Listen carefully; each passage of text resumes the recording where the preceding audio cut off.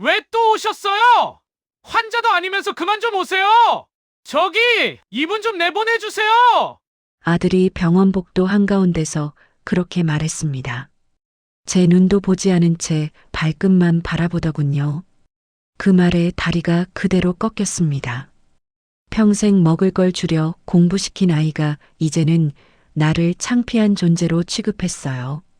그런데 참 이상하죠. 그날 그 말들이 어떻게 제 인생을 송두리째 뒤흔드는 시작이 되었던 걸까요? 구독과 좋아요를 누르시면 인생 대박 나실 겁니다. 비가 내리는 오후였습니다. 하늘은 잔뜩 찌푸려져 있었고 빗방울은 점점 굵어지고 있었어요. 나는 큰아들 태준이가 사는 아파트 현관 앞에 서서 젖은 손으로 낡은 외투깃을 여러 번 매만졌습니다. 30년 넘게 입은 코트였지만 자식 앞에서만큼은 조금이라도 단정해 보이고 싶었거든요. 손가락 사이로 빗물이 흘러내렸고 옷깃은 이미 축축하게 젖어 있었습니다.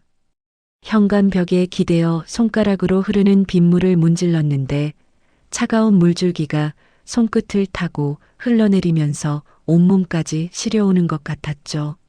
초인종을 누르기 전에 한참을 망설였습니다. 아들한테 짐이 되고 싶지 않았거든요.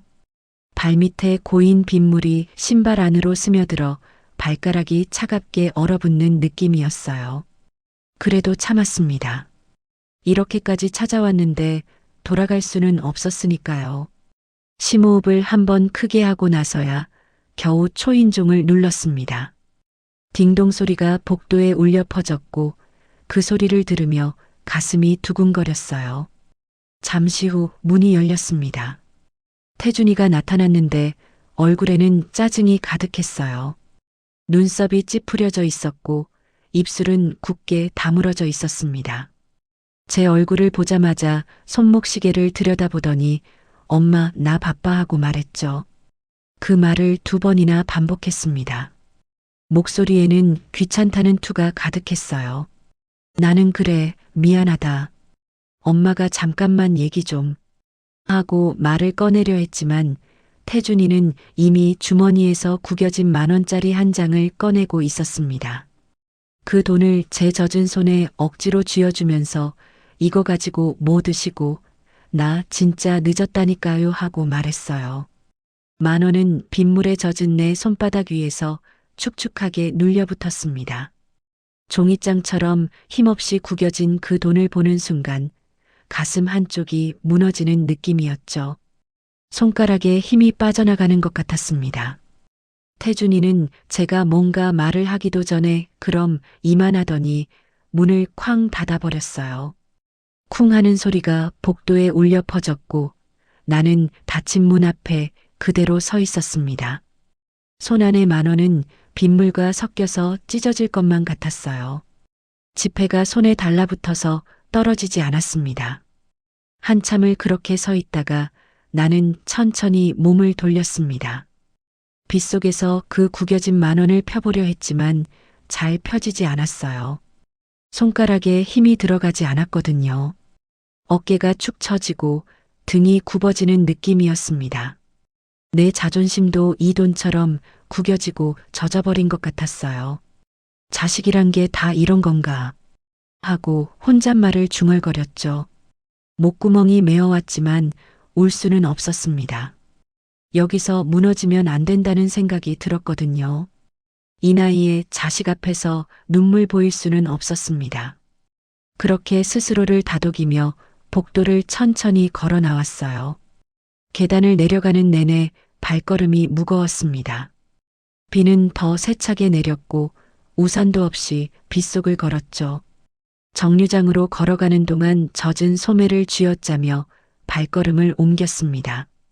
빗물이 어깨와 등을 타고 흘러내렸지만 신경 쓸 여유가 없었어요.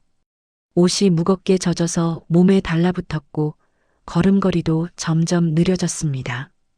발밑에 무릉덩이를 밟을 때마다 신발 안으로 물이 더 많이 스며들어 왔어요. 차가운 빗물이 발등을 타고 흘러내렸고 양말이 흠뻑 젖어서 걸을 때마다 물이 찰랑거렸습니다. 버스 정류장 벤치에 앉아 무릎을 끌어안고 몸을 웅크렸습니다. 차가운 바람이 불어왔고 온몸이 떨렸죠. 추워서인지 서러워서인지 구분이 가지 않았습니다. 이가 덜덜 떨렸고 입술이 파랗게 질리는 느낌이었어요. 손을 입김으로 녹여보려 했지만 소용이 없었습니다. 그때 고개를 들어 큰아들 아파트 쪽을 바라봤는데 화단에 화려한 수국꽃들이 비에 젖은 채 피어 있었어요. 저 꽃들은 비를 맞으면서도 당당하게 고개를 들고 있었습니다. 하지만 나는 이렇게 벤치에 웅크린 채 떨고 있었죠.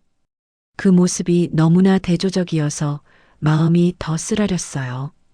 그 꽃을 보는 순간 문득 내가 몰래 운영하는 온실의 작은 씨앗들이 떠올랐습니다. 30년 동안 혼자 일궈온 그 온실 말이죠. 아무도 모르게 땀 흘리며 키운 작물들과 꽃들이 있었어요. 아침 일찍 일어나서 온실로 가고 저녁 늦게까지 물을 주고 거름을 주던 그 시간들이 떠올랐습니다. 손에 물집이 잡히고 허리가 아파도 참으며 일했던 기억들이 스쳐 지나갔어요. 그렇게 키운 작물들이 열매를 맺을 때마다 느꼈던 보람이 생각났습니다. 저 화려한 수국보다 훨씬 더 귀한 열매를 맺을 거라고 믿었어요. 내 손으로 심은 씨앗들은 절대 나를 배신하지 않았으니까요. 사람보다 식물이 더 따뜻하다는 생각이 들었습니다. 주머니 속 10,000원을 다시 꺼내 확인했습니다. 여전히 구겨져 있었고 빗물 자국이 번져 있었어요. 돈을 펼쳐보니 세종대왕의 얼굴도 희미하게 번져 있었습니다.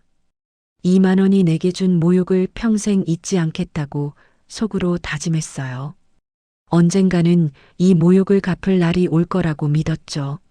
10,000원짜리 한 장으로 엄마를 돌려보낸 그 순간을 엄마 얼굴도 제대로 보지 않고 문을 닫아버린 그 태도를 잊지 않겠다고 마음속으로 되뇌었습니다. 그렇게 마음을 다잡고 일어나 둘째 아들 태성이가 있는 병원으로 가는 버스를 탔습니다. 버스에 올라타니 사람들이 젖은 내 모습을 힐끗힐끗 쳐다봤어요. 옷에서 빗물이 뚝뚝 떨어지고 머리카락은 엉망이었으니 당연했죠. 빈자리를 찾아 앉았는데 옆 사람이 조금 피하듯 몸을 옮기는 게 느껴졌습니다. 그 순간 내가 얼마나 초라한 모습인지 새삼 깨달았어요. 버스 창문에 비친 제 얼굴을 봤는데 왠지 모르게 처량해 보였습니다. 젖은 머리카락이 이마에 들러붙어 있었고 눈가에는 피로가 가득했어요. 67년을 살아온 세월이 얼굴에 고스란히 새겨져 있었죠. 주름진 손을 내려다보니 온실에서 일하느라 거칠어진 손톱과 굳은 살이 보였습니다.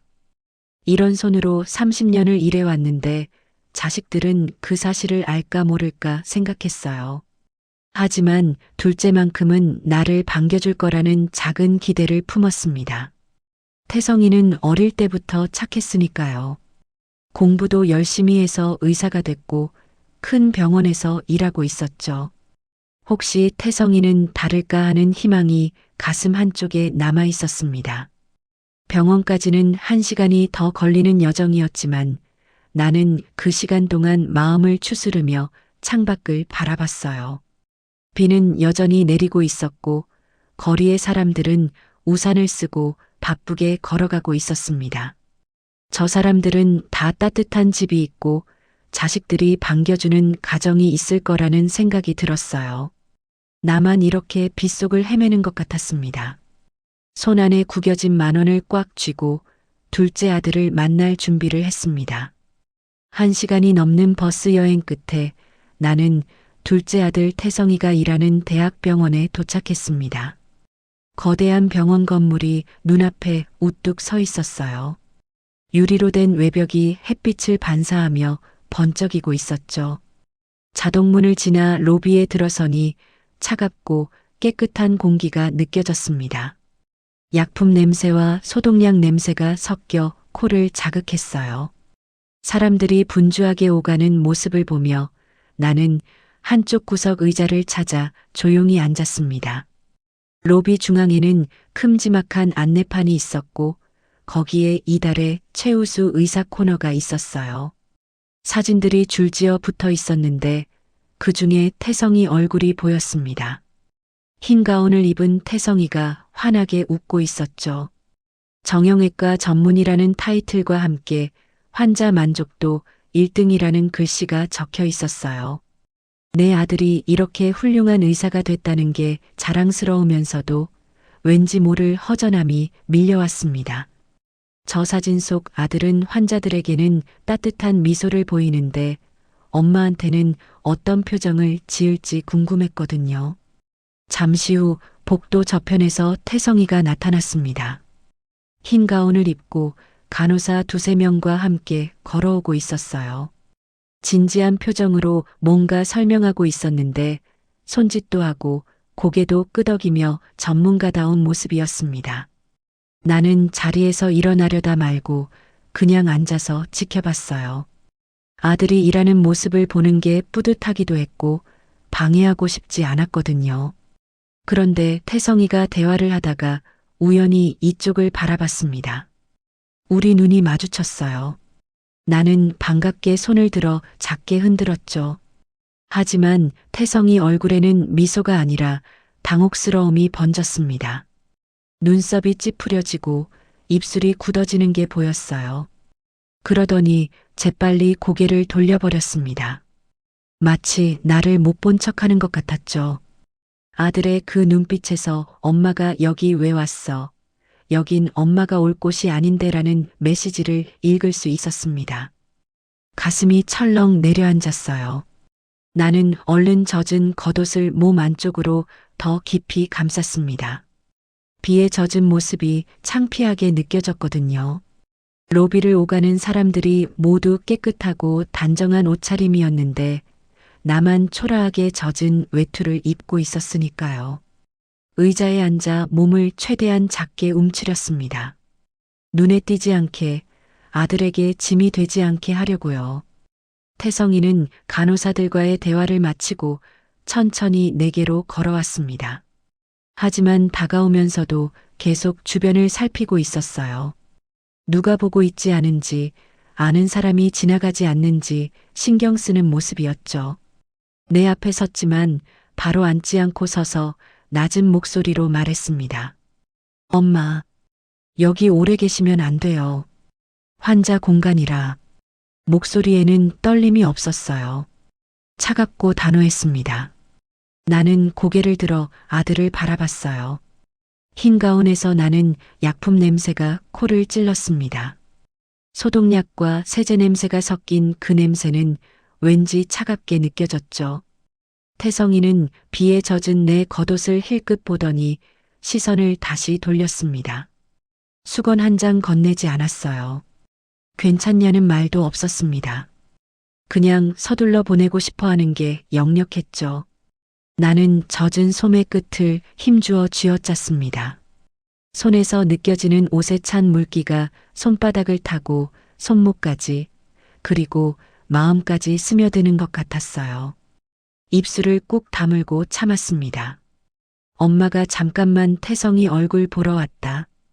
바쁜 거 아는데 하고 말을 꺼냈지만 태성이는 손목 시계를 들여다보며 말을 끊었어요. 엄마 다음에 올 때는 미리 연락 좀 하세요. 제가 외래 시간이라 정말 바빠서요. 형식적인 말이었습니다. 진심이 담기지 않은 그 말투가 귀에 쟁쟁하게 울렸어요. 태성이는 주머니에서 지갑을 꺼내려다 말고 다시 넣었습니다. 큰형처럼 돈을 주는 것조차 망설이는 것 같았죠. 아니면 병원 사람들이 볼까봐 그랬는지도 모르겠습니다. 그냥 그럼 조심히 들어가세요 하고는 급히 돌아섰어요. 나는 아들의 뒷모습을 말없이 바라봤습니다. 흰 가운 자락이 펄럭이며 복도 저편으로 사라지는 모습을 지켜봤어요. 고개를 들어 병원 로비 천장을 올려다보니 거대한 병원 로고가 눈에 들어왔습니다. 빛나는 금속으로 만들어진 그 간판은 웅장하고 화려했어요. 하지만 그 간판이 마치 내 자존심을 밟고 서 있는 것처럼 느껴졌습니다. 나도 내 온실에 내 이름 석자를 걸겠어. 속으로 다짐했어요. 30년 동안 혼자 읽어온 그 온실에 언젠가는 내 이름을 당당하게 내걸 날이 올 거라고 믿었습니다. 이 병원 간판만큼, 아니, 그보다 더 빛나게 말이죠. 의자에 앉아 로비 바닥을 내려다보며 여기가 내 자리가 아니구나 하고 생각했습니다. 내 옆을 환자복을 입은 사람들이 지나갔어요. 링거를 꽂고 휠체어를 타고 목발을 짚고 걷는 사람들이었습니다. 그들을 보는데 순간 화장실 소독약 냄새와 환자복의 땀내새가 뒤섞여 코를 찔렀어요. 왠지 모르게 역겹게 느껴졌습니다. 여기 더 있고 싶지 않았죠. 조용히 의자에서 일어나 병원 자동문을 향해 걸어갔습니다. 밖으로 나오니 빗줄기는 많이 잦아들어 있었습니다. 하지만 내 마음속 비는 멈추지 않았어요. 오히려 더 굵은 빗줄기가 가슴을 때리는 것 같았죠. 병원 정문을 나서며 뒤돌아 한 번 더 그 거대한 건물을 바라봤습니다. 유리창에 비친 내 모습은 작고 초라했어요. 터덜터덜 걸으며 문득 막내딸 지은이가 떠올랐습니다. 지은이가 사는 반지하 집 말이죠. 비록 좁고 낡은 곳이지만 지은이만큼은 나를 환자 취급하지 않을 거라는 확신이 들었어요. 지은이는 항상 엄마 편이었으니까요. 아르바이트를 하면서도 전화로 안부를 물어주고 명절 때면 꼭 찾아와 주던 딸이었습니다. 그 따뜻한 얼굴이 그리워졌어요. 나는 지은이가 사는 반지하로 발걸음을 옮겼습니다. 두 아들에게서 받은 냉대를 뒤로하고 나는 막내딸 지은이가 사는 반지하 빌라로 향했습니다. 버스에서 내려 좁은 골목길을 걸어 들어갔어요. 낡은 빌라 건물이 나타났고 지은이가 사는 곳은 계단을 한참 내려가야 하는 반지하였습니다. 계단을 한 걸음씩 내려갈 때마다 반지하 특유의 퀴퀴한 냄새가 코를 찔렀어요. 곰팡이 냄새와 눅눅한 습기가 섞인 그 냄새는 가슴을 답답하게 만들었죠. 좁은 철문 앞에 서서 초인종을 눌렀습니다. 잠시 후 안에서 발소리가 들리더니 문이 열렸어요. 지은이가 나타났는데 내 젖은 모습을 보자마자 눈이 휘둥그레졌습니다. 엄마, 어쩌다 이렇게 젖었어요 하며 놀란 목소리로 소리쳤어요. 망설임 없이 나를 안아주더니 방 안으로 데리고 들어갔습니다. 지은이의 얇은 옷이 내 젖은 몸에 닿으면서 축축하게 젖어갔지만 지은이는 개의치 않았어요. 엄마, 감기 걸리겠어요. 어쩌다 이렇게 된 거예요 하며 걱정스러운 눈으로 나를 살폈습니다. 지은이 눈에는 진심 어린 근심이 가득했어요. 두 아들의 차가운 눈빛과는 전혀 달랐죠. 지은이는 서둘러 욕실로 들어가더니 마른 수건을 가져왔습니다. 내 머리를 꼼꼼하게 닦아주면서 큰오빠네 갔다 오셨어요. 병원도 갔다 오셨고요. 하고 물었어요. 나는 고개만 끄덕였습니다. 말하기가 싫었거든요. 지은이는 더 이상 묻지 않았어요. 다 아는 것 같았습니다. 오빠들이 엄마를 어떻게 대했는지 말이죠. 엄마, 배고프시죠? 제가 뭐 좀 끓여드릴게요 하며 작은 부엌 쪽으로 갔습니다. 낡은 전기포트에 물을 올리더니 라면을 꺼내 들었어요. 가스레인지가 아니라 전기포트로 끓이는 모습을 보는데 가슴이 먹먹해졌습니다. 가스비가 끊긴 게 분명했어요. 지은아, 가스비가 하고 조심스럽게 물었습니다. 지은이는 억지로 웃으며 아니에요, 엄마. 전기포트가 더 편해서요. 요즘 아르바이트를 좀 쉬었거든요 하고 둘러댔어요. 하지만 지은이 눈이 살짝 젖어 있는 걸 봤습니다. 그 웃음이 거짓임을 알 수 있었죠. 지은이는 고개를 돌려 라면을 끓이는데 집중했습니다. 낡은 냄비를 물끄러미 바라봤어요. 라면이 딱 2개 남아 있었습니다. 아마 지은이가 먹으려고 아껴둔 거였을 텐데 그걸 나한테 끓여주는 거였죠. 지은이는 라면이 익자 그릇에 담아 내게 먼저 건넸습니다. 엄마, 맛있게 드세요. 제가 좋아하는 라면인데 엄마도 좋아하실 거예요 하며 환하게 웃었어요. 하지만 그 웃음 뒤에 숨겨진 배고픔이 느껴졌습니다. 나는 라면 그릇을 받으며 지은이 손을 잡았습니다. 손바닥을 보니 물집과 잔 상처가 많이 나 있었어요. 아르바이트를 하느라 생긴 상처들이었죠. 지은아, 손이 왜 이래 하고 물었더니 지은이는 손을 뒤로 감추며 아무것도 아니에요. 카페에서 일하다 보니 뜨거운 물에 데인 거예요 하고 대수롭지 않게 말했습니다. 지은이는 자기 다리를 주무르며 요즘 다리가 좀 아파요. 하루 종일 서 있으니까요 하고 말했어요. 목소리에 피로가 묻어났습니다. 방 안을 둘러보니 낡은 다리미가 구석에 놓여 있었고 빨래줄에는 헌옷들이 걸려 있었어요. 모두 해진 옷들이었습니다. 양말에는 구멍이 나 있었고 티셔츠는 색이 바랬어요. 이런 곳에서 내 딸이 살고 있었습니다. 지은이의 낡은 다리미를 보며 문득 내 온실이 떠올랐어요. 온실에 들릴 첨단 난방 장비와 자동물 공급 시스템을 상상했습니다.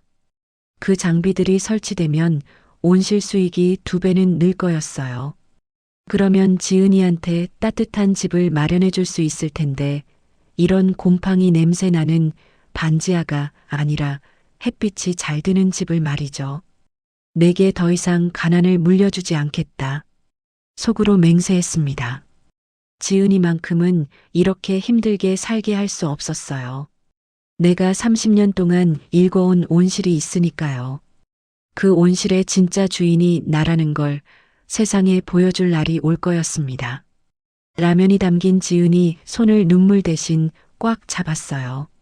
지은이는 엄마 왜요 하며 의아한 표정을 지었지만 나는 아무 말도 하지 않았습니다. 그 순간 반지하 방의 퀴퀴한 냄새마저 따뜻하게 느껴졌습니다. 두 아들의 넓고 화려한 집에서는 느낄 수 없었던 온기가 이 좁은 반지하에 있었어요. 지은이와 함께 있는 이 시간이 내 삶의 유일한 위안이었습니다. 라면을 먹으며 지은이 얼굴을 바라봤는데 지은이도 나를 보며 웃고 있었어요. 서로 아무 말 없이 웃음만 나눴지만 그것만으로도 충분했습니다. 밤이 되자 지은이는 자기 이불을 깔아주었습니다. 엄마, 여기서 편히 주무세요. 저는 이쪽에서 잘게요 하며 자기는 얇은 담요만 덮고 누웠어요. 지은아, 내가 이불 써라. 엄마는 괜찮아 하고 말했지만 지은이는 고집을 부렸습니다.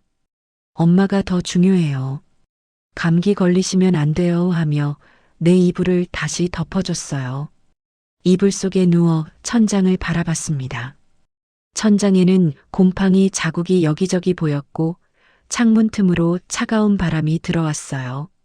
하지만 지은이의 따뜻한 마음 덕분에 비로소 마음을 놓을 수 있었습니다. 오늘 하루 동안 겪은 일들이 머릿속을 스쳐 지나갔어요.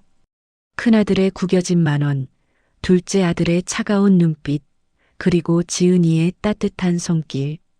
언젠가 모든 걸 바로잡을 거야. 속으로 다짐하며 눈을 감았습니다. 지은이의 고른 숨소리가 들렸고 그 소리를 들으며 잠에 빠져들었어요. 내일이면 다시 온실로 돌아가야 합니다. 아무도 모르는 그곳에서 다시 30년 동안 그랬던 것처럼 묵묵히 일을 해야 했어요. 하지만 이제는 달랐습니다. 언젠가 내 진짜 모습을 드러낼 날을 위해 준비할 거였으니까요. 다음 날 아침 일찍 일어났습니다. 지은이가 아직 잠들어 있을 때였어요. 어젯밤 지은이의 창백한 얼굴이 계속 머릿속을 맴돌았습니다. 가스비가 끊긴 채 전기포트로 라면을 끓여 먹는 딸의 모습이 가슴을 찢어 놓았거든요. 나는 조용히 옷을 입고 지은이가 숨겨둔 가스비 고지서를 찾았습니다. 구겨진 영수증에는 38만 원이라는 금액이 적혀 있었어요. 그 종이를 떨리는 손으로 주머니에 넣고 다시 큰아들 태준이 아파트로 향했습니다. 비가 또 내리고 있었어요. 어제보다는 약한 빗줄기였지만 우산 없이 걷는 내게는 여전히 차가웠습니다. 태준이 아파트 단지에 도착했을 때는 온몸이 다시 젖어 있었어요. 현관 앞에 서서 초인종을 누르기 전에 잠시 망설였습니다. 어제의 차가운 대접이 떠올랐거든요. 하지만 지은이를 생각하며 용기를 냈습니다. 초인종을 눌렀고 잠시 후 문이 열렸어요. 태준이가 나타났는데 얼굴에는 짜증이 가득했습니다. 엄마, 또 왔어요 하는 목소리에는 귀찮다는 감정이 노골적으로 드러나 있었어요. 나는 주머니에서 구겨진 영수증을 꺼내 보여주며 태준아, 미안한데 지은이 가스비가 하고 말을 꺼냈습니다. 목소리가 떨렸어요. 자식한테 돈을 구걸하는 것 같아서 자존심이 무너지는 느낌이었죠. 태준이는 영수증을 보지도 않았습니다. 그냥 손으로 세게 쳐냈어요. 탁 하는 소리와 함께 영수증이 내 손에서 튕겨나갔습니다. 종이는 현관 앞 빗물 웅덩이에 떨어졌고 순식간에 물을 머금으며 젖어들었어요. 잉크가 번지기 시작했습니다. 나는 그 광경을 멍하니 바라봤어요. 시간이 멈춘 것 같았죠. 엄마, 그런 거지 같은 일로 나를 귀찮게 하지 마세요. 태준이가 말했습니다. 그 말이 귀에 쟁쟁하게 울렸어요. 거지 같은 일. 딸의 가스비를 추운 집에서 떨고 있는 지은이를 거지 같은 일이라고 했습니다. 가슴이 무너지는 소리가 들리는 것 같았어요. 숨을 쉬기가 힘들었습니다. 목구멍이 조여오고 눈앞이 흐려졌죠. 나는 천천히 허리를 숙였습니다. 무릎을 굽혀 빗물 웅덩이에 떨어진 영수증을 주었어요. 차가운 빗물이 손가락 사이로 스며들었습니다. 종이는 이미 물에 불어 찢어질 듯 약해져 있었어요. 잉크가 번져서 글씨가 잘 보이지 않았습니다. 손가락 끝이 얼어붙는 느낌이었어요. 영수증을 들어 올리는데 빗물이 주르륵 흘러내렸습니다. 그 물줄기가 마치 내 눈물 같았어요. 고개를 들어 태준이를 바라봤습니다. 태준이는 팔짱을 낀 채 나를 내려다보고 있었어요. 그 시선에는 연민도 미안함도 없었습니다. 그냥 귀찮다는 감정만 가득했죠. 나는 빗속에서 버려진 쓰레기 취급을 받고 있었습니다. 67년을 살아온 내 인생이 30년 넘게 자식들을 키운 내 헌신이 고작 빗물 웅덩이에 젖은 종이만도 못한 가치로 여겨지고 있었어요. 내 평생 너희에게 바친 삶이 고작 2만 원만도 못하구나. 속으로 외쳤습니다.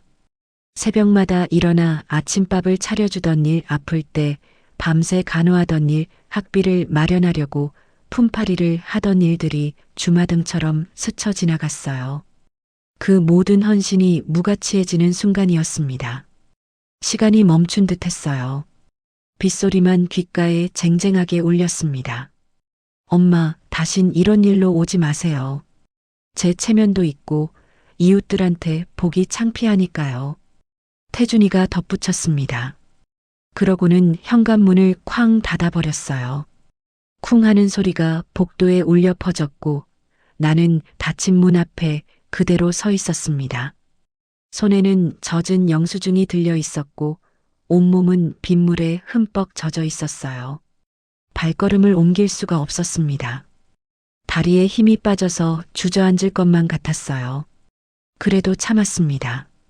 여기서 무너질 수는 없었죠. 천천히 몸을 돌려 계단을 내려갔습니다. 한 걸음 한 걸음 내딛는 게 너무나 힘들었어요.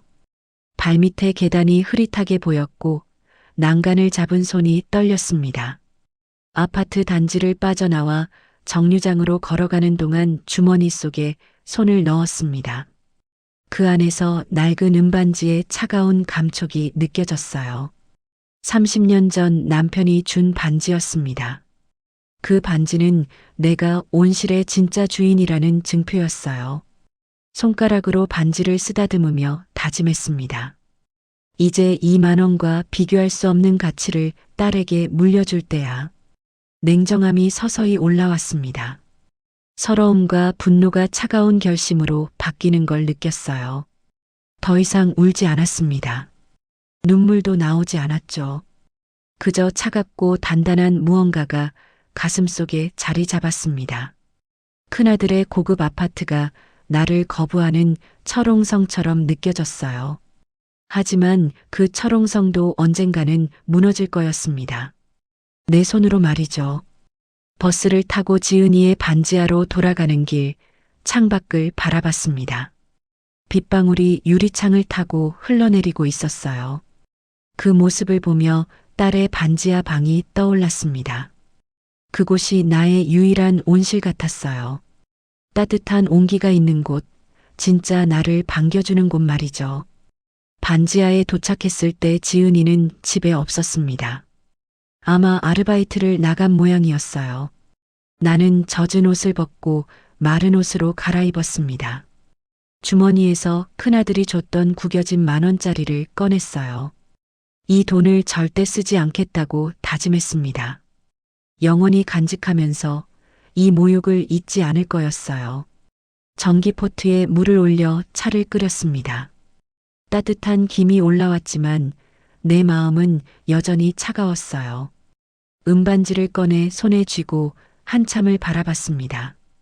이 반지를 딸에게 보여줄 순간을 기다렸어요. 그때가 되면 모든 게 달라질 거였습니다. 10,000원의 모욕은 나를 어머니가 아닌 사업가로 깨어나게 했습니다. 더 이상 구걸하지 않을 거였어요. 당당하게 내 것을 찾을 거였습니다. 그날 밤 지은이가 돌아와 잠든 후 나는 밤을 새워 온실 서류를 정리했어요. 온실 등기부등본, 수익 내역서, 직원 계약서들을 하나하나 펼쳐놓고 확인했습니다. 30년 동안 쌓아온 증거들이 여기 있었어요. 복수의 계획이 머릿속에서 완성되어 갔습니다. 언제, 어떻게, 누구에게 먼저 진실을 드러낼지 생각했어요. 그날은 멀지 않았습니다. 아주 가까운 미래에 모든 것이 뒤바뀔 거였어요. 밤을 새워 온실 서류를 검토한 후 나는 서랍 깊숙한 곳에서 은반지를 꺼냈습니다. 손에 쥐는 순간 서늘하고 묵직한 감촉이 느껴졌어요. 반지는 30년의 세월을 품고 있었습니다. 이 반지를 끼고 처음 황무지에 온실을 세우던 날이 떠올랐어요. 남편이 세상을 떠나기 전 내 손에 이 반지를 끼워주며 당신이 진짜 주인이오 하고 말했던 그 순간 말이죠. 손가락으로 반지를 쓰다듬으며 그때의 다짐을 다시 떠올렸습니다. 반지를 내려다보는데 현관문 여는 소리가 들렸습니다. 지은이가 늦은 밤 아르바이트를 마치고 돌아온 거였어요. 피곤한 발걸음 소리가 들렸고 현관에서 신발 벗는 소리가 났습니다. 지은이는 방으로 들어와 내가 아직도 깨어 있는 걸 보고 놀란 표정을 지었어요. 엄마, 아직도 안 주무셨어요 하며 내 옆에 조용히 앉았습니다. 지은이는 내 얼굴을 자세히 들여다봤어요. 뭔가 힘든 일이 있었다는 걸 단번에 알아챈 모양이었습니다. 아무 말 없이 내 다리를 끌어당겨 무릎 위에 올려놓더니 주무르기 시작했어요. 지은이 손은 차갑고 거칠었습니다. 하루 종일 일하느라 손등에 상처도 나 있었고 손가락 마디마디가 굳어 있었죠. 하지만 그 손길에서 전해지는 따뜻한 마음이 느껴졌습니다. 엄마, 오늘 무슨 일 있었어요? 지은이가 조심스럽게 물었습니다. 나는 고개를 저었어요. 말하고 싶지 않았거든요. 지은이는 더 이상 묻지 않고 계속 내 다리를 주물러 줬습니다. 그 침묵 속에서 진짜 위로가 전해졌어요. 말이 필요 없는 사이라는 게 이런 거구나 싶었습니다. 두 아들은 내 얼굴조차 제대로 보지 않았는데 지은이는 말없이도 내 마음을 다 알아주고 있었어요. 지은이 손길이 더욱 부드러워졌습니다. 종아리를 지나 발목까지 천천히 주물러 주는데 따뜻한 온기가 온몸으로 퍼져나가는 것 같았어요. 눈을 감고 그 손길을 느끼며 진정한 효심이 무엇인지 깨달았습니다. 돈을 던져주는 게 효도가 아니었어요. 이렇게 아무 말 없이 곁에 있어주고 아픈 다리를 주물러주는 게 진짜 효도였습니다. 엄마, 제가 더 잘해드릴게요. 저만 믿어요. 지은이가 힘주어 속삭였습니다. 그 목소리에는 진심이 가득했어요. 나는 지은이 손을 잡았습니다. 차갑고 거친 그 손을 꽉 쥐고 고개를 끄덕였어요. 더 이상 주저할 이유가 없었습니다. 이 아이한테 모든 걸 물려줄 거였어요. 두 아들이 아니라 지은이한테 말이죠. 나는 탁자 위에 놓여있던 은반지를 집어들었습니다. 지은이 눈에도 반지가 보였는데 의아한 표정을 지었어요. 엄마, 그게 뭐예요? 하고 물었습니다. 나는 대답 대신 천천히 그 반지를 내 손가락에 끼웠어요. 30년 만에 다시 끼는 반지였습니다. 손가락이 좀 가늘어져서 헐렁했지만 여전히 묵직하고 차가운 감촉이 느껴졌어요. 지은아, 이 반지는 엄마한테 아주 중요한 거야. 언젠가 내게도 보여줄 날이 올 거다. 나는 그렇게만 말하고 더 이상 설명하지 않았습니다. 지은이는 고개를 갸우뚱하면서도 더 묻지 않았어요. 엄마가 하는 일에는 다 이유가 있다고 믿는 눈빛이었습니다. 밤이 깊어졌지만 나는 잠들지 않았습니다. 지은이가 잠든 후 다시 온실 서류를 펼쳤어요. 등기부등본, 수익장부, 직원 계약서를 하나하나 재검토했습니다.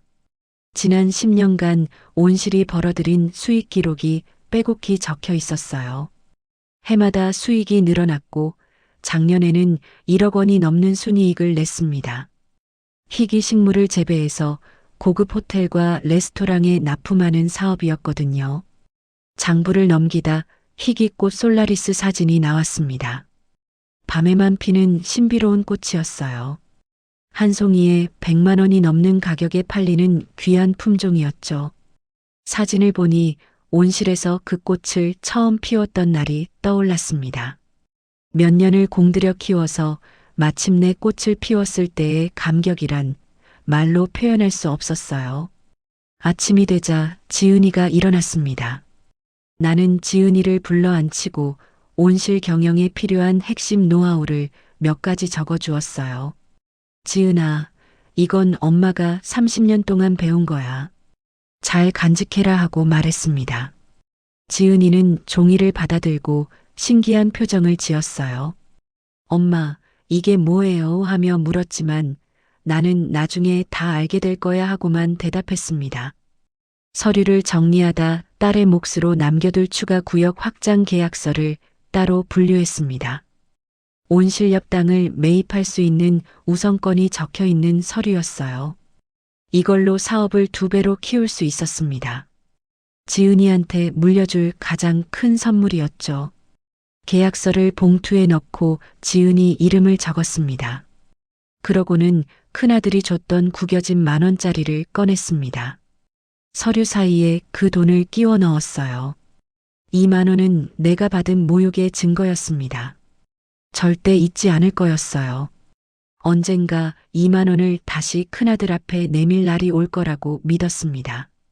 가방을 꺼내 최소한의 짐을 챙겼습니다. 소유권 이전 서류, 은반지, 그리고 10,000원이 든 봉투를 가방 안에 넣었어요. 내일 지은이와 함께 온실에 갈 준비를 마쳤습니다. 30년 만에 처음으로 딸에게 내 진짜 모습을 보여줄 거였어요. 지은이가 아침을 준비하고 있을 때 나는 조용히 다가가 지은이 이마에 입을 맞췄습니다. 고맙다 하고 속삭였어요. 지은이는 어리둥절한 표정이었지만 환하게 웃었습니다. 엄마, 무슨 일 있어요? 하며 물었지만 나는 그저 웃기만 했어요. 내 감정은 완전히 바뀌어 있었습니다. 분노와 서러움이 차가운 결심으로 바뀌었어요. 더 이상 울지 않았습니다. 이제는 행동할 시간이었죠.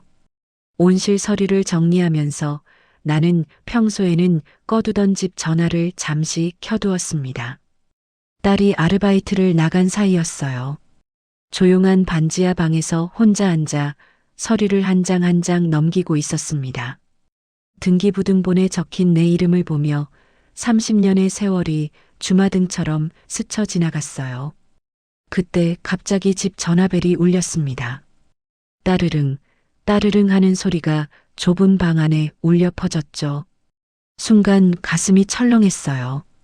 평소 같으면 전화를 받지 않았을 텐데 오늘은 왠지 받아야 할 것 같은 예감이 들었습니다. 수화기를 들었고 낯선 남자 목소리가 들렸어요. 여보세요, 농협입니다. 김현분 사장님 계신가요? 하는 목소리였습니다. 사장님이라는 호칭을 듣는 순간 심장이 쿵 하고 뛰었어요. 이 반지하에서는 절대 듣지 못할 호칭이었거든요.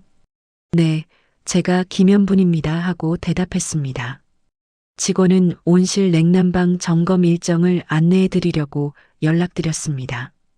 다음 주 화요일로 예정되어 있는데 괜찮으신지요? 하고 말했어요. 나는 순간 당황했지만 바로 침착함을 되찾고 정색했습니다. 목소리를 낮추고 단호하게 대답했어요. 내일 제가 직접 방문할 예정입니다. 점검 일정은 그때 다시 조율하죠. 직원은 알겠습니다, 사장님. 그럼 내일 뵙겠습니다 하고 공손하게 대답했습니다. 전화를 끊은 후 나는 수화기를 내려놓고 한참 동안 멍하니 앉아 있었어요. 혹시나 지은이가 집에 있었다면 이 전화를 받았을까봐 가슴이 철렁 내려앉았습니다. 딸에게는 아직 온실의 존재를 알려주고 싶지 않았거든요. 직접 눈으로 보여주고 싶었어요. 손을 보니 떨리고 있었습니다. 긴장했던 거였죠. 30년 동안 숨겨온 비밀이 이제 곧 드러날 거라는 생각에 심장이 빠르게 뛰었어요. 창밖을 바라보니 반지하 창문 너머로 사람들의 발만 보였습니다. 구두, 운동화, 샌들이 지나갔어요. 저 사람들은 이 좁은 반지하에 사는 늙은 여자가 사장이라는 걸 상상이나 할까 생각했습니다. 오후 늦게 지은이가 아르바이트를 마치고 돌아왔습니다. 얼굴이 피곤해 보였어요. 계단을 내려오는 발걸음도 무거웠고 현관문을 여는 손길도 힘이 없었습니다. 엄마 다녀왔어요 하며 들어온 지은이는 내가 전화기 옆에 앉아 있는 걸 보고 고개를 갸우뚱했어요. 엄마 무슨 전화 있었어요? 하고 조심스럽게 물었습니다. 별것 아니다. 내일 너랑 같이 가야 할 곳에 대한 연락이었어. 나는 그렇게만 대답했어요.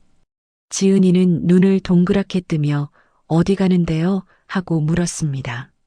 나는 미소를 지으며 내일 가면 알게 될 거야. 중요한 곳이다 하고 말했어요. 지은이 얼굴에 기대와 불안이 뒤섞인 표정이 떠올랐습니다. 엄마가 갑자기 어딘가 데려간다니 궁금하면서도 걱정되는 눈빛이었죠. 나는 가방에서 시외버스 시간표를 꺼내 지은이에게 보여주었습니다. 내일 아침 9시 버스를 타야 한다. 편안한 옷차림으로 준비해라 하고 말했어요. 지은이는 시간표를 받아들고 엄마 시외버스요. 어디 가는 거예요? 하며 더욱 궁금해하는 표정을 지었습니다.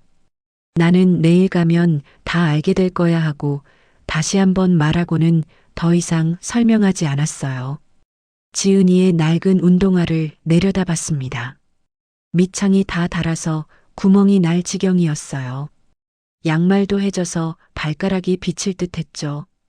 저런 신발을 신고 온실에 가야 한다는 게 마음이 아팠습니다. 하지만 내일이면 모든 게 달라질 거였어요. 지은이한테 새 신발도 사줄 수 있고 따뜻한 집도 마련해 줄 수 있을 테니까요. 저녁을 먹으며 지은이는 계속 궁금해했습니다. 엄마 정말 어디 가는 건지 힌트만 줘요 하며 조르듯 물었어요. 나는 웃기만 했습니다. 내일 가면 내가 놀랄 거야. 엄마를 믿어라 하고 대답했죠. 지은이는 입을 삐죽거리며 엄마가 비밀 많아졌어요. 하고 투덜댔지만 눈빛은 기대로 반짝이고 있었어요. 밤이 되자 나는 가방을 다시 한번 점검했습니다. 온실 소유권 이전 서류, 음반지, 그리고 큰아들이 줬던 구겨진 10,000원까지 모두 들어 있었어요. 마지막으로 내일 입을 옷을 꺼내 정리했습니다. 낡았지만 깨끗하게 빨아둔 블라우스와 치마였죠. 온실 직원들 앞에서 당당하게 서고 싶었거든요. 지은이가 잠든 것을 확인한 후 나는 조용히 일어나 서랍을 열었습니다. 안쪽 깊은 곳에 두 아들 사진이 있었어요. 태준이와 태성이가 어렸을 때 찍은 사진이었습니다. 환하게 웃고 있는 두 아이의 모습을 보니 마음 한구석이 아렸어요. 언제부터 저 웃음이 사라졌을까 생각했습니다. 사진을 한참 바라보다가 조용히 서랍에 도로 넣었어요. 더 이상 미련을 가질 수 없었습니다. 방 안을 둘러봤습니다. 곰팡이 핀 천장, 좁은 창문, 낡은 가구들이 눈에 들어왔어요. 이 반지하에서의 삶도 내일이면 끝날 거였습니다. 지은이와 함께 새로운 삶을 시작할 거였어요. 집안에는 내일의 일로 인한 조용한 긴장감이 감돌았습니다. 공기마저 다르게 느껴졌죠. 이불 속에 누워 천장을 바라봤습니다. 잠이 오지 않았어요. 내일 온실에 도착하면 지은이가 어떤 표정을 지을지 상상했습니다. 놀라서 입을 다물지 못할 거였어요. 그 모습을 떠올리니 입가에 미소가 번졌습니다. 30년 동안 참고 기다린 보람이 있을 거라고 믿었어요. 옆에서 지은이의 고른 숨소리가 들렸습니다. 딸과 함께하는 새로운 삶을 위한 마지막 밤이었어요. 내일이면 모든 게 시작될 거였습니다. 눈을 감고 깊은 숨을 들이마셨어요. 가슴속에서 차가운 결심이 단단하게 자리 잡고 있었습니다. 이제 돌아갈 수 없었어요. 앞으로 나아갈 뿐이었습니다. 다음 날 아침 해가 뜨기 전에 나는 먼저 일어났습니다. 지은이를 깨우며 오늘은 내 인생이 완전히 바뀔 날이다 하고 조용히 말했어요. 지은이는 잠이 덜 깬 얼굴로 고개를 끄덕이며 일어났습니다. 엄마, 정말 무슨 일인지 궁금해 죽겠어요 하며 투덜거렸지만 나는 그저 미소만 지을 뿐이었어요. 우리는 간단히 세수하고 옷을 입었습니다. 나는 어제 준비해둔 낡은 블라우스와 치마를 입었고 지은이는 제일 깨끗한 티셔츠와 청바지를 꺼내 입었어요. 낡은 반지하 집을 나서는 순간 뒤를 돌아봤습니다. 곰팡이 핀 천장, 좁은 창문, 낡은 가구들이 마지막으로 눈에 들어왔어요. 이 집에서의 시간도 이제 끝이구나 싶었습니다. 문을 잠그고 열쇠를 주머니에 넣었어요. 뒤돌아보지 않고 계단을 올라갔습니다. 지은이는 여전히 영문을 모른 채 묵묵히 나를 따라 나섰어요. 엄마, 정말 어디 가는 거예요? 하고 또 물었지만 나는 조금만 더 기다려라. 곧 알게 될 거야 하고만 대답했습니다. 버스 터미널에 도착했을 때는 아침 8시 반이었습니다. 사람들이 분주하게 오가고 있었어요. 표를 끊고 시외버스를 탔습니다. 낡은 버스였지만 창가 자리가 비어 있어서 나란히 앉을 수 있었어요. 지은이는 가방을 무릎 위에 올려놓고 창밖을 바라봤습니다. 시골로 가는 거예요? 하고 물었지만 나는 고개만 끄덕였죠. 버스가 출발했습니다. 익숙한 도심 풍경이 창밖으로 흘러갔어요. 고층 빌딩, 아파트 단지, 붐비는 거리들이 점점 멀어졌습니다. 큰아들의 아파트가 있는 방향을 바라보니 가슴 한편이 아려왔어요. 하지만 이내 고개를 돌렸습니다. 더 이상 그곳을 바라볼 필요가 없었거든요. 버스는 도심을 빠져나와 외곽으로 향했고 풍경은 서서히 낯선 시골로 바뀌기 시작했습니다. 논밭이 보이기 시작했어요. 푸른 들판과 작은 마을들이 창밖으로 지나갔습니다. 나는 창밖을 보며 지난 30년간 온실을 키워온 시간을 떠올렸어요. 처음 황무지에 온실을 세울 때의 두려움, 혼자 씨앗을 심던 외로운 날들, 첫 수확의 기쁨, 태풍이 왔을 때의 걱정, 직원들을 처음 고용했을 때의 떨림, 희귀꽃이 피었을 때의 감격이 주마등처럼 스쳐 지나갔습니다. 30년이라는 세월이 결코 짧지 않았어요. 지은이가 내 얼굴을 보더니 조용히 내 손을 잡았습니다. 엄마, 표정이 굳어 있어요. 무슨 걱정 있으세요? 하고 물었어요. 나는 고개를 저었습니다. 걱정이 아니야. 그냥 오랜만에 가는 곳이라서 감회가 새롭구나 하고 대답했어요. 지은이는 내 손을 더 꽉 쥐며 엄마가 하시는 일이니 저도 믿어요 하고 말했습니다. 그 순간 지은이 손에 끼워진 은반지가 햇빛을 받아 반짝였어요.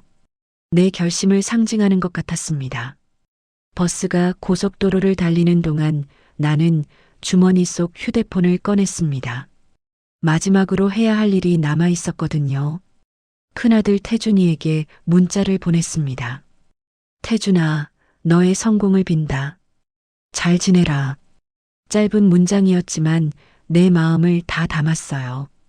그러고는 둘째 태성이에게도 같은 내용을 보냈습니다. 태성아, 너의 성공을 빈다. 잘 지내라. 문자를 보내고 답장을 기다렸습니다. 5분, 10분, 20분이 지났지만 아무 답장도 오지 않았어요. 화면을 계속 들여다봤지만 아무런 반응이 없었습니다. 가슴이 무거워졌지만 예상했던 일이었어요. 나는 휴대폰 전원을 껐습니다. 길게 눌러서 완전히 꺼버렸어요. 그러고는 가방 깊숙한 곳에 넣었습니다. 이제 두 아들과의 인연을 완전히 끊었다고 느껴졌어요. 더 이상 연락할 일도 찾아갈 일도 없을 거였습니다. 지은이가 내 표정을 보며 걱정스러워했습니다. 엄마, 괜찮으세요? 하고 물었어요. 나는 고개를 끄덕이며 괜찮다. 내가 있으니까 하고 대답했습니다. 지은이는 가방에서 보온병을 꺼냈어요. 엄마, 아침에 숭늉 끓여왔어요. 드세요 하며 뚜껑을 열어 따라줬습니다. 따뜻한 김이 피어올랐고 구수한 냄새가 코를 간지렸어요. 숭늉을 받아 마시는데 따뜻함이 목구멍을 타고 내려가며 온몸으로 퍼졌습니다.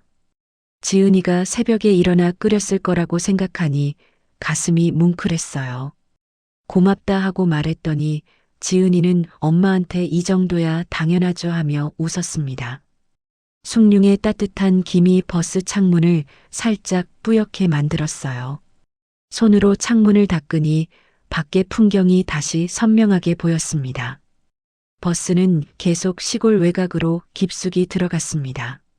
건물이 점점 줄어들고 논밭이 더 넓어졌어요. 작은 마을들이 드문드문 보였고 산이 가까워졌습니다. 지은이는 창밖을 보며 엄마, 여기 어디예요? 진짜 시골이네요 하고 신기해했어요. 나는 엄마가 30년 동안 일해온 곳이야 하고 처음으로 힌트를 줬습니다. 지은이 눈이 커졌습니다. 엄마가 30년 동안요. 여기서 뭐 하셨는데요? 하고 물었어요. 나는 조금만 더 기다려라. 직접 보면 알게 될 거야 하고 말했습니다. 지은이는 더욱 궁금한 표정이었지만 더 이상 묻지 않았어요. 그저 내 손을 꽉 잡고 창밖을 바라보며 기다렸습니다. 1시간 반 정도 달렸을 때 버스가 작은 터미널에 도착했습니다. 여기서 내려야 한다 하고 말하며 일어섰어요. 지은이도 가방을 들고 따라 일어났습니다. 버스에서 내리자 흙냄새와 풀냄새가 강하게 코를 찔렀어요. 도시에서는 맡을 수 없는 자연의 냄새였습니다. 지은이도 깊게 숨을 들이마시며 공기가 정말 좋네요 하고 말했어요. 터미널 주변은 한적했습니다. 작은 가게 몇 개와 택시 정류장이 보였어요. 나는 지은이 손을 잡고 걷기 시작했습니다. 엄마, 여기서 또 어디 가는 거예요? 지은이가 물었어요. 조금만 걸으면 돼. 이제 곧 알게 될 거야 하고 대답했습니다. 좁은 시골길을 걸었습니다. 양옆으로 논밭이 펼쳐져 있었고 멀리 산이 보였어요. 걷는 동안 발밑에 흙을 느꼈습니다. 단단하고 따뜻한 흙이었어요. 이 흙 위에서 30년을 일해왔다는 생각에 가슴이 벅차올랐습니다. 저 언덕 너머에 내 온실이 있었어요. 이제 곧 지은이에게 모든 것을 보여줄 시간이었습니다. 좁은 시골길을 10여 분 걸었을 때 저 멀리 무언가 반짝이는 게 보였습니다. 햇빛을 받아 빛나는 거대한 유리 건물이었어요. 가까이 다가갈수록 그 규모가 점점 커졌습니다. 끝이 보이지 않을 만큼 넓게 펼쳐진 현대적인 온실 단지였어요. 깨끗한 유리로 된 지붕이 햇빛을 받아 눈부시게 반짝이고 있었습니다. 지은이는 걸음을 멈추고 입을 막았어요. 엄마, 여기가 뭐예요? 하며 믿을 수 없다는 표정으로 나를 쳐다봤습니다. 나는 지은이 손을 잡고 계속 걸었습니다. 내가 직접 보면 알게 될 거야 하고 말했어요. 온실 입구에 가까워지자 큰 간판이 눈에 들어왔습니다. 연분 농원이라고 적혀 있었어요. 내 이름이 새겨진 간판이었습니다. 지은이는 간판을 보고 눈을 크게 뜨더니 엄마, 이게 엄마 이름이잖아요 하며 떨리는 목소리로 말했어요. 온실 입구에 서자 농협 직원 3명이 우리에게 달려왔습니다. 작업복을 입은 젊은 직원들이었어요. 사장님 오셨네요. 오랜만입니다 하며 깍듯이 인사했습니다. 한 직원이 점검 준비 다 끝났습니다. 냉난방 시스템도 확인했고요. 하고 보고했어요. 또 다른 직원이 어제 전화 주신 대로 솔라리스 재배 구역도 점검했습니다 하며 서류를 내밀었습니다. 지은이는 직원들이 나를 사장님이라고 부르는 걸 듣고 멍하니 서 있었어요. 사장님이요. 엄마르려 하며 나와 직원들을 번갈아 쳐다봤습니다. 나는 직원들에게 고개를 끄덕이며 수고했어요. 오늘은 딸에게 온실을 보여주려고 왔으니 천천히 둘러볼게요 하고 말했어요. 직원들은 알겠습니다, 사장님. 필요하시면 언제든 부르세요 하며 물러났습니다. 지은이 손을 잡고 온실 안으로 들어갔습니다. 자동문이 열리면서 따뜻하고 습한 공기가 얼굴을 감쌌어요. 온실 안은 상상을 초월하는 규모였습니다. 천장이 높고 넓은 공간에 첨단 자동화 시설이 빼곡하게 설치되어 있었어요. 자동 물 공급 시스템, 온도 조절 장치, 햇빛 조절 차양막이 컴퓨터로 제어되고 있었습니다. 온실 곳곳에는 내가 30년 동안 직접 키워온 희귀한 꽃들이 만개해 있었어요. 지은이는 한동안 말을 잇지 못하고 주변을 둘러봤습니다. 눈물이 글썽이는 게 보였어요. 엄마, 이게 전부 엄마가 하신 거예요 하며 목이 매는 소리로 물었습니다. 나는 고개를 끄덕였어요. 그래, 30년 동안 혼자 일궈온 곳이야. 두 아들한테 기죽지 않으려고 언젠가 너한테 물려주려고 숨겨왔던 자리다 하고 말했습니다. 온실 중앙에 있는 사무실로 갔습니다. 깨끗한 책상과 서류들이 정리되어 있었어요. 나는 가방에서 추가 구역 확장 계약서를 꺼내 책상 위에 펼쳤습니다. 지은아, 이 온실의 모든 관리와 결정은 이제 내 몫이야. 엄마가 30년 동안 준비한 건 전부 너를 위한 거였어 하고 말했어요. 계약서에는 온실 옆 땅 6,000평을 추가로 매입할 수 있는 우선권이 적혀 있었습니다. 지은이는 계약서를 보며 눈물을 흘렸습니다. 엄마, 저는 아무것도 몰랐어요. 엄마가 이렇게 힘들게 사셨는데 하며 울먹였어요. 나는 지은이 손을 잡고 그 손에 끼워진 은반지를 어루만졌습니다. 이 은반지가 뭔지 아니? 이건 이 온실의 주인이라는 증표야. 너 아빠가 세상 떠나기 전에 내 손에 끼워주며 당신이 진짜 주인이라고 했던 반지지 하고 설명했어요. 지은이는 자기 손의 은반지를 내려다봤습니다. 햇빛을 받아 반짝이는 반지가 새로운 의미로 다가오는 것 같았어요. 이 온실을 지킬 사람은 너 하나였다. 두 아들은 엄마한테 10,000원 한 장 던져주고 쫓아냈지만 너는 가스비도 없는 집에서 엄마 다리를 주물러줬어. 진짜 효심이 뭔지 보여줬단다 하고 말했습니다. 가방에서 구겨진 10,000원짜리를 꺼냈어요. 빗물에 젖었던 그 돈이었습니다. 이제 10,000원 한 장의 모욕은 끝났다. 이 은반지는 수십억 원 가치의 온실을 상징해. 너는 이제 가난에서 벗어날 거야 하고 말하며 10,000원을 책상 서랍에 넣었습니다. 영원히 간직할 증거였어요. 지은이와 함께 온실 안을 천천히 걸었습니다. 따뜻한 햇살이 유리 지붕을 통해 쏟아져 내렸고 우리를 부드럽게 감쌌어요. 희귀꽃들이 줄지어 피어 있는 구역을 지나갔습니다. 특히 솔라리스가 심어진 곳에 멈췄어요. 밤에만 피는 신비로운 꽃이었지만 낮에도 아름다운 잎사귀를 자랑하고 있었습니다. 이 꽃이 솔라리스야. 한 송이에 100만 원이 넘어. 서울 고급 호텔과 레스토랑에 납품하는 귀한 품종이지 하고 설명했습니다. 지은이는 꽃을 조심스럽게 만지며 이렇게 아름다운 걸 엄마가 키우셨다니 하며 감탄했어요. 꽃에서 은은한 향기가 났습니다. 달콤하면서도 신비로운 냄새였죠. 지은아, 이제부터 온실 운영 노하우를 하나하나 가르쳐 줄게. 물 주는 시간, 온도 조절 방법, 비료 주는 요령, 거래처 관리까지 다 알려줄 거야 하고 말했습니다. 지은이는 고개를 끄덕이며 엄마 열심히 배울게요. 엄마가 읽어온 이 온실 꼭 지킬게요 하고 다짐했어요. 농협 직원들이 다시 사무실로 찾아왔습니다. 사장님 축하드립니다. 따님께 물려주신다니 정말 좋으시겠어요 하며 진심으로 축하해줬어요. 한 직원이 따님께서도 사장님처럼 훌륭하게 운영하실 겁니다 하고 덧붙였습니다. 지은이는 부끄러운 듯 고개를 숙였어요. 나는 계약서를 지은이 앞으로 밀어주며 여기 사인해라. 추가 구역을 내 이름으로 확보하는 거야 하고 말했습니다.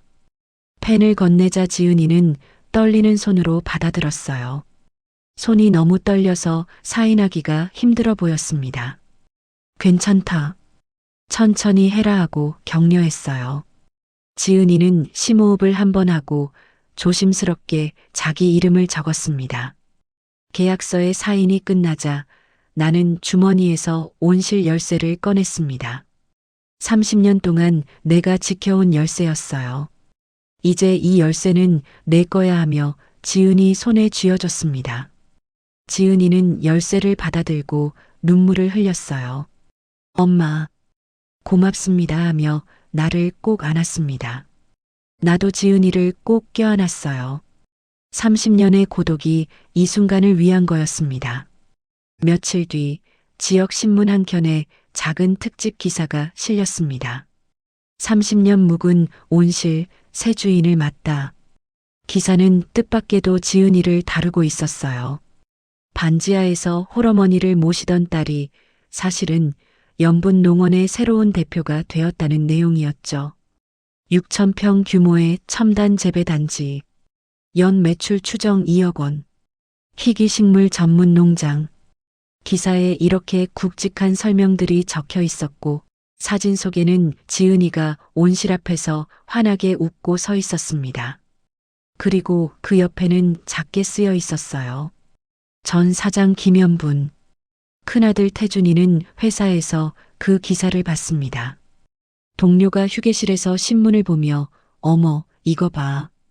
반지하 살던 효녀가 사장 됐대 하며 놀라워하는 소리를 들었어요. 태준이는 무심코 신문을 들여다봤다가 얼어붙었습니다.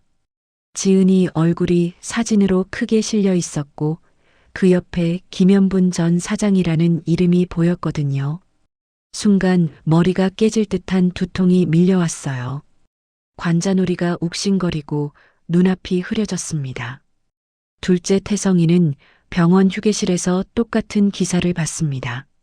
동료 의사가 기사를 보며 비웃듯 이 사람 봐. 엄마가 온실 사장이었는데 몰랐대. 우리 같으면 있을 수 없는 일이지 하고 말했어요. 또 다른 동료가 재산도 제대로 못 챙긴 거 아니야? 동생한테 다 넘어갔잖아 하며 웃었습니다. 태성이는 그 말을 듣고 얼굴이 화끈거렸어요. 귀까지 빨개지는 게 느껴졌습니다. 수치심이 온몸을 휘감았죠. 두 아들은 거의 동시에 어머니에게 전화를 걸었습니다. 하지만 나는 받지 않았어요. 한 번, 두 번, 세 번 전화가 왔지만 모두 무시했습니다.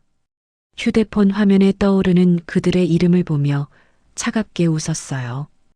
이제 와서 무슨 소용이냐 하고 혼잣말을 중얼거렸습니다. 지은이가 옆에서 엄마 전화 안 받으실 거예요 하고 물었지만 나는 고개를 저었어요. 받을 필요 없다. 다 끝난 일이야 하고 대답했습니다. 전화가 계속 왔습니다. 하루에 10여 통씩 걸려왔지만 단 한 번도 받지 않았어요. 문자도 왔습니다. 엄마, 전화 좀 받아주세요. 엄마, 제발 한 번만 통화해요. 같은 내용이었죠. 하지만 읽기만 하고 답장은 하지 않았습니다. 며칠이 지나자 결국 두 아들이 직접 온실까지 찾아왔어요. 온실 입구에 고급 승용차 2대가 섰습니다. 태준이와 태성이가 차에서 내렸어요. 얼굴이 창백하고 눈 밑에 다크서클이 진하게 깔려 있었습니다. 제대로 잠도 못 잔 모습이었죠. 나는 온실 사무실 창문 너머로 그들을 바라봤습니다. 지은이가 내 옆에 서서 함께 창밖을 봤어요. 엄마, 오빠들이 왔어요 하며 불안한 표정을 지었습니다. 나는 밖으로 나갔습니다. 단호한 표정으로 온실 입구에 섰어요. 지은이도 따라 나왔고 온실 직원 2명도 함께 나왔습니다. 직원들은 내 양옆에 서서 나를 보호하듯 자리를 지켰어요. 태준이와 태성이는 우리를 보더니 주춤 멈칫했습니다. 특히 직원들이 나를 사장님처럼 모시는 모습을 보고 당황하는 기색이 역력했어요. 엄마. 태준이가 먼저 입을 열었습니다. 떨리는 목소리였어요. 엄마, 그동안 정말 몰랐어요. 이런 온실이 있는 줄 하며 말을 이었습니다. 하지만 나는 차갑게 대답했어요. 여긴 너희가 올 곳이 아니다. 돌아가거라 하고 말했습니다. 목소리에는 감정이 실리지 않았어요. 그저 차갑고 단호했습니다. 태성이도 다가오려 했지만 직원이 앞을 막아섰습니다. 사장님께서 만나고 싶지 않으시다고 하셨습니다 하며 단호하게 말했어요. 태성이는 저는 그냥 엄마랑 하며 말을 더듬었지만 나는 손을 들어 제지했습니다. 할 말 없다. 너희는 이미 내게 작별 인사를 했어. 10,000원 한 장으로 말이야 하고 말했어요. 주머니에서 그 구겨진 10,000원짜리를 꺼냈습니다. 빗물에 젖었다 마른 그 돈이었어요. 태준이 내게 던져줬던 바로 그 10,000원이었습니다. 손에 들고 높이 들어 보이며 이게 너희가 엄마한테 준 전부였다. 거지 같은 일이라며 영수증을 빗물에 던졌던 거 기억나냐 하고 물었어요. 태준이 얼굴이 창백해지며 입술이 파르르 떨렸습니다. 10,000원을 바닥에 떨어뜨렸습니다. 팥하는 소리와 함께 지폐가 땅에 떨어졌어요. 내가 준 10,000원과 수건 한 장의 가치조차 몰랐던 너희가 이제 와서 무슨 자격으로 여길 찾아왔느냐 하고 말했습니다. 태성이는 엄마, 그때는 정말 몰랐어요. 용서해 주세요 하며 애원했지만 나는 고개를 저었어요. 용서는 필요 없다. 너희는 이미 선택했어. 엄마를 환자 취급하고 거지 같은 일이라며 쫓아냈잖아. 그게 너희 선택이었고 이건 내 선택이다 하고 단호하게 말했습니다. 지은이가 내 손을 잡았어요. 그 손에서 따뜻함이 전해졌습니다. 오빠들, 이제 가세요. 엄마를 힘들게 하지 마세요. 지은이가 차분하게 말했어요. 두 아들은 더 이상 아무 말도 하지 못했습니다. 주변에 모여든 온실 직원들과 농협 직원들이 나와 지은이를 보호하듯 서 있었거든요. 태준이와 태성이는 그 광경을 보며 자신들이 얼마나 초라한지 깨달은 것 같았어요. 결국 고개를 떨구고 차로 돌아갔습니다. 뒷모습이 10,000원 한 장에 팔아버린 자신들의 자존심처럼 초라해 보였어요. 차가 멀어지는 걸 지켜봤습니다. 먼지를 일으키며 사라지는 그 차를 보니 비로소 가슴속 짐을 내려놓은 것 같았어요. 30년 동안 짊어진 무거운 짐이 사라지는 느낌이었습니다. 해방감이 밀려왔어요. 더 이상 그들에게 인정받으려 애쓰지 않아도 됐습니다. 더 이상 초라한 모습을 감추지 않아도 됐어요. 바닥에 떨어진 10,000원을 집어들었습니다. 온실 안으로 들어가 화로에 불을 지폈어요. 그리고 그 10,000원을 천천히 불 속에 넣었습니다. 지폐가 타들어가며 연기를 내뿜었어요. 제가 되어 날아가는 걸 지켜보며 이제 정말 끝이다 하고 속삭였습니다. 지은이가 옆에서 내 어깨를 감싸 안았어요. 엄마 잘하셨어요. 정말 잘하셨어요 하며 눈물을 글썽였습니다. 온실의 따뜻한 공기가 우리를 감쌌습니다. 모든 부정적인 감정이 씻겨나가는 것 같았어요. 지은이와 함께 온실을 걸으며 희귀꽃들을 바라봤습니다. 이제 이 온실은 온전히 우리 것이었어요. 두 아들이 아니라 진짜 효심을 보여준 지은이와 함께 가꿔갈 곳이었습니다. 며칠 후 온실 사무실에서 지은이와 함께 대형 확장 설계도를 펼쳐봤습니다. 큰 책상 위에 도면이 넓게 펼쳐졌어요. 설계도에는 새로 확장할 6,000평 구역의 상세한 계획이 그려져 있었습니다. 자동 관수 시스템, 첨단 온도 조절 장치, 태양광 패널까지 모두 표시되어 있었어요. 설계도 맨 위에는 솔라리스 팜이라는 이름이 적혀 있었습니다. 지은이가 직접 지은 이름이었죠. 엄마, 이 이름 어때요? 희귀꽃 솔라리스처럼 빛나는 농장이라는 뜻이에요. 지은이가 환하게 웃으며 말했습니다. 나는 고개를 끄덕이며 좋은 이름이다. 내 마음이 담긴 이름이니 더 좋아하고 대답했어요. 지은이는 내 손을 잡고 설계도를 가리키며 엄마, 이제 제가 해볼게요. 제 온실이니까요 하며 당당하게 말했습니다. 목소리에 자신감이 가득했어요. 지은이 얼굴을 바라봤습니다. 반지하에서 보던 불안하고 움츠러든 표정은 완전히 사라져 있었어요.